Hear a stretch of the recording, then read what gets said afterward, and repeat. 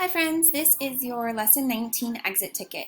So just like in our practice, we are going to break apart this 11 into a 10 and a 1. Okay, so we're pulling out a 10 and then we've got that other part of that 1.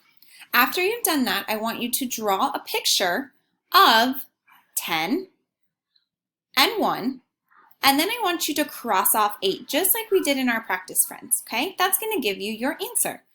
This strategy on this side is the counting on. We know how to count on, okay? So they just took this 11 minus 8 and they put it into an addition sentence. So count on from 8 until you get to 11, and that is your answer.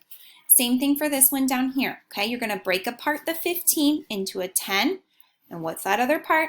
I want you to draw a picture of 15 and then cross off 8 to find out what your whole is. Okay, friends, we are just practicing taking 8 from a teen number, and we're just practicing taking out a 10 and having that leftover part. Okay, same thing for over here. We're using the count on strategy.